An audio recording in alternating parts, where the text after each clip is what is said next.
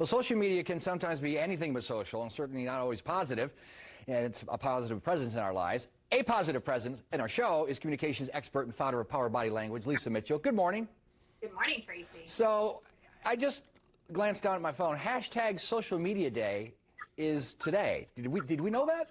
I did not know that. I did not know that. So, well, better to be lucky than good. Okay. Social media has, I don't want to say taken over our lives, but it is not a fad. It is a factor. So how can we use it in a more healthy way? Yeah, I think with any communication tool, the goal is to always have a healthy relationship with it. And with social media, it doesn't take much to really kind of skew from the healthy and helpful into the unhealthy and really kind of hurtful territory. So there's a couple of tips that we can do, things we can be mindful of when we're interacting on social media. And the first one is really just to check in with yourself. And this is something we don't really think about doing very often, but I know I've caught myself after maybe scrolling through Instagram or being on Facebook, and I'm just like, all of a sudden I'm anxious or I'm angry or I don't feel great about myself. And it's kind of like this weird self-inflicted stress and pain. So it's just being honest after you've interacted with social media to just say, hey, how do I feel about this? Is this good or is this a bad kind of energetic force in my life right now? And what can I do to better control that? Does it vary, for you, does it vary based on which social media we're talking about? I know some people use Twitter for certain things, some people use Facebook for certain things, some people use Instagram for certain things, or this is just this umbrella thing we need to self-check? I think checking in regardless of whatever platform you're engaging with is always a good idea. You're going to get information distributed slightly different depending on whether you're looking at more pictures or reading more content or if it's more conversational versus one way.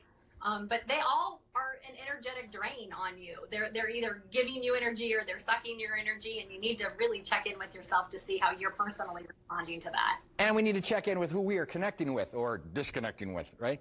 Yes, I say be a ruthless editor. You wouldn't just let anybody into your home, so why are you letting just anybody into your social media life and into your electronic space? Ruthlessly edit the energy and the content and just the overall presence and vibe of people that you are inviting into your space. You are really, whether you know it or not, kind of inviting relationship with people that you follow, the businesses or the ideology that you follow online. All of those people are kind of in your circle now. And why would you let toxic people or negative people or people that are always angry or yelling at you into your house? You wouldn't. So don't let them onto your social media either. I don't let anybody into my house. People I love, I don't let into my house. Do we run the risk though if we're not really objective about some of that? We want to avoid an echo chamber too, right? Right. You want to have, if you're using social media in a way to be informed or to learn or to educate yourself, certainly diversity of thought is super important. Following diverse creators and thought leaders is a great way, and content producers are always giving you opportunities to learn, but you still have to think about, okay, what is the agenda behind the information that's being shared? And is it something that's positive for me or negative for me? So you have to have that objectivity in what you're consuming and who you're interacting with, just like you would in your real physical personal space. Sunday mornings, 9 a.m., my phone pings and it gives me the report for the past week of how much I've been on. And it is always a mind-numbing number of hours and minutes that I'm on. Some of it's for work, but we don't have to feel obligated to always be there in social media, right?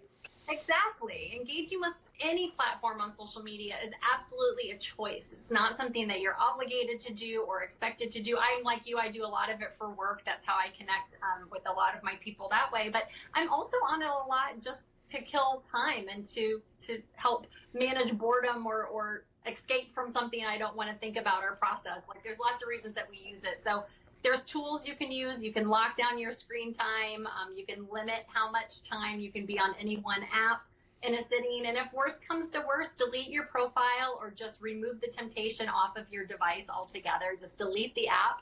Doesn't mean you have to leave the platform. It just means you're giving yourself a few more steps, a few more hoops to jump through to say, hey, is this really what I want to be spending my time on right now or not? Yeah, those casual glances can really add up. They do. They can lead to rabbit holes too. For sure. Good to see you as always. Appreciate it. PowerBodyLanguage.com. We'll put the link on AnyStyle.tv.